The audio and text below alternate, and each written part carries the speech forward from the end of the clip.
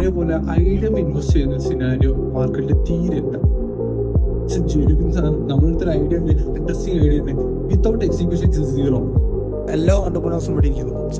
ഇവർ മൈൻഡിൽ ആ ഒരു തോട്ട് വന്നതിന് ശേഷമാണ് നമ്മൾ എക്സിക്യൂഷനെ കുറിച്ച് ചിന്തിക്കുന്നത് പോലും. അപ്പോൾ ആ എക്സിക്യൂഷൻ ചെയ്യണമെങ്കിൽ നമ്മളെ മൈൻഡ് ആദ്യം ആ രീതിയിൽ പ്രിപ്പയർ ചെയ്ത് പോകും. നമ്മൾക്ക് സക്സസ് ഉണ്ടായി കഴിഞ്ഞാൽ അതെങ്ങനെ മാനേജ് ചെയ്യണമെന്ന് കൂടി നമ്മൾ എന്ത് ചെയ്യണം.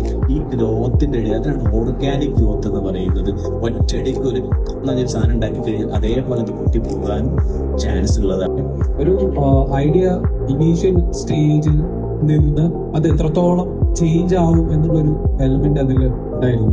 ബിസിനസിനെ സംബന്ധിച്ചിടത്തോളം അത് ബിസിനസ് ഇറ്റ്സെൽഫ് അത് എങ്ങനെ ചെയ്താലും ആ ചെയ്യുന്ന ആളിന്റെ കയ്യിൽ എന്തുണ്ടാവും, ഇത് മുന്നോട്ട് പോകണോ വേണ്ട എന്നുള്ള സാധനം ഉണ്ടാവും. എന്ത് പറഞ്ഞാലും ശരി, ഈ ഒരു കാലഘട്ടത്തിൽ സോഷ്യൽ മീഡിയ അല്ലാന്നുണ്ടെങ്കിൽ ഇങ്ങനെയുള്ള പ്ലാറ്റ്ഫോംസ് യൂസ് ചെയ്യാന്ന് പറയുന്നത് ബിസിനസിനെ സംബന്ധിച്ചിടത്തോളം അത്രയ്ക്കും എസെൻഷ്യൽ ആണെന്നുണ്ടെങ്കിൽ പറയാം. ഇൻസ്റ്റാഗ്രാം കാണുന്ന കൺസ്യൂമറിന് വിൽക്കുന്ന പ്രൊഡക്റ്റ് ആണെങ്കിൽ ഇത് അതല്ലെങ്കിൽ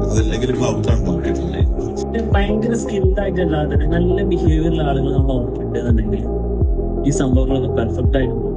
ഇപ്പൊ ഇൻ കേസ് അവർക്ക് മിസ്റ്റേക്ക് വന്നു കഴിഞ്ഞാൽ അവര് ആ മിസ്റ്റേക്ക് എന്താണെന്ന് അവർ നമ്മളോട് പറഞ്ഞത് നമുക്കത് പറഞ്ഞു കൊടുത്ത് പിന്നെ അവരെന്നെ അത് സ്വാഭാവികമായിട്ടും നമ്മൾ പറയേണ്ട ആവശ്യമില്ല. നമ്മുടെ ഉഷാറായിക്കാതെ നമ്മൾ നല്ല സ്റ്റാഫിനെ നമ്മൾ ഹയർ ചെയ്യണം.